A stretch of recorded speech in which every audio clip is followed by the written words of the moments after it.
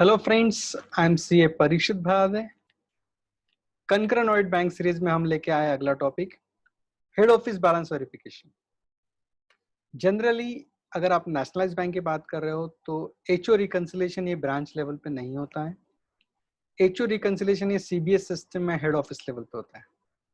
पर अगर मैं बात करूं कोऑपरेटिव बैंक का, तो friends then HO reconciliation has to be done at a branch level. So friends, in case of cooperative bank अगर आप कंकरेंट कर रहे हो या स्टैट्यूटरी कर रहे हो तो एचओ बैलेंस में क्या इंपॉर्टेंट चीजें आपने देखना चाहिए, इस वीडियो में हम देखेंगे। So let's begin the topic. तो सबसे पहले मैं बोलूंगा आपको कि आपने एचओ का बैंक स्टेटमेंट ब्रांच के बुक्स में मिलना चाहिए आपको। सो ब्रांच के बुक्स में एचओ का जो स्टेटमेंट है वो पूरा साल भर का आप सॉफ्ट कॉपी जनरेट कर लीजिए। ठीक है, इसका क्या पर्पज है मैं आपको आगे बताने वाला हूं। सेकंड वन, आपको एचओ बैलेंस कंफर्मेशन सर्टिफिकेट मंगाना है हेड ऑफिस से। एचओ बैलेंस कंफर्मेशन सर्टिफिकेट में इतना ही लिखाऊंगा कि एज ऑन 31 मार्च एचओ के बुक्स में इस ब्रांच का अकाउंट क्या दिख रहा है। Also obtain the statement of the head office.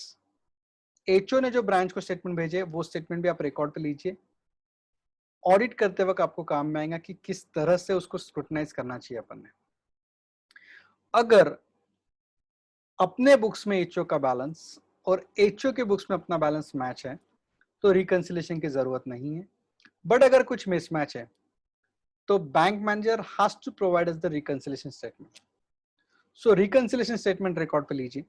So overall अपने पास अभी चार चीजें हैं। अपने बुक्स में एचओ का स्टेटमेंट है, एचओ के बुक में ब्रांच का स्टेटमेंट है, एचओ बैलेंस कंफर्मेशन है और रिकंसिलेशन है। तो ये चारों लेने के बाद मोस्ट ऑफ द टाइम्स अगर अपने जूनियर आर्टिकल्स अगर ऑडिट कर रहा है तो सर सब कुछ बराबर है, बैलेंस मैच है या फिर बैलेंस में अगर डिफरेंस भी है तो रिकंसिलेशन है।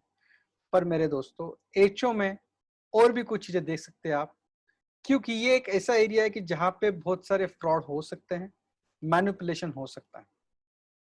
So coming to the routine part, reconciliation का पीरियडिसिटी चेक करो। Generally, most of the bank observe that the HO reconciliation has to be done on monthly basis. पर कुछ बैंक की पॉलिसी हो सकती है कि वो क्वार्टरली बेसिस पे रिकंसिलेशन बनाए। तो फ्रेंड्स, कंफर्म दैट कि रिकंसिलेशन पीरियडिकली होता है नहीं होता है। देन रिकंसिलेशन स्टेटमेंट में आपको देखना है विजिलेंस एंगल से कि रिकंसिलेशन एंट्रीज कौन सी पेंडिंग है। जनरली रिकंसिलेशन एंट्रीज ये कम पीरियड की होनी चाहिए, जैसे फॉर एग्जांपल मार्च, जनवरी, फरवरी, इस पीरियड का पेंडिंग होना चाहिए और वो भी आपकी एंट्रीज अप्रैल मई में क्लियर हो जाना चाहिए। पर अगर आपके रिकंसिलेशन में अगर कोई पुरानी एंट्रीज पेंडिंग है तो ask an explanation to the bank manager why these entries are pending, what is the reason exact कि why these entries are not getting clear within a short span of time. यहाँ पे हमें vigilance angle भी देना पड़ेगा कि branch ने कोई ऐसी एंट्रीज पास करके रखी है कि जिसके वजह से कुछ फ्रॉड होने के चांसेस है। Because this is the safest side. अगर आपका एचओ रिकंसिलेशन पेंडिंग है और HO is not have a strict control over the branch में pass any entry through HO account, so this will be the most fraudulent area in most of the banks. So HO reconciliation अगर नहीं हो रहा है time पे और उसमें अगर जो एंट्रीज पेंडिंग है अगर वो सॉल्व नहीं हो रही है तो this is a great area of concern for the bank and being an auditor also. Then interest rate. Most of the time to manipulate the financial position of the branch, HO also give different interest.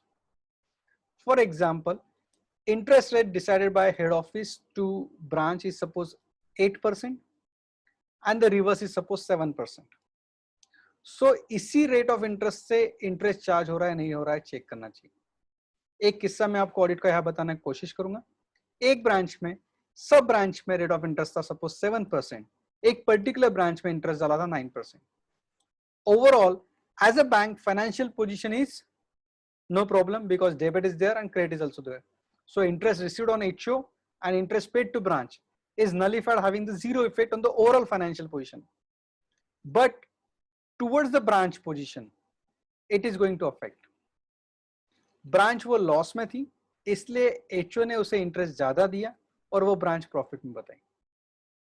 So friends, sometimes this also find that there is a variation in the interest rate. Take a circular from the head office. What rate of interest is charged on which balances? अगर लेना है तो कितना rate of interest है, देना है तो कितना रेट ऑफ इंटरेस्ट, और वही रेट ऑफ इंटरेस्ट से सब ब्रांचेस को चार्ज हो रहा है नहीं हो रहा है वो चेक करना जरूरी. देन जैसे मैंने आपको बताया कि रिकंसिलिएशन एंट्रीज में बहुत सी बार ऐसा होता है कि बहुत सारी एंट्रीज डेबिट डालती है ब्रांच और बाद में रिवर्स कर देती है.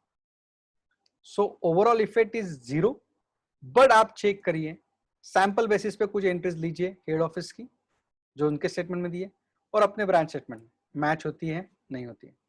सो फ्रेंड्स, ओवरऑल अगर मैं बात करूं आपको तो HO balance reconciliation is a very important element in the cooperative bank and it has to be done at a very short interval. अगर नहीं हो रहा है तो being an auditor आपको कमेंट्स देने हैं और इसमें फ्रॉडुलेंट चांसेस होने की कैटेगरी भी है तो आपको उसमें और अंदर से डेप्थ में जाके चेक करना जरूरी है. So friends, for HO reconciliation that's only. We are coming with different topics in different seasons. अगर आपको कोई क्यूरी है तो you can call me and refer me on this my mobile number as well as email ID.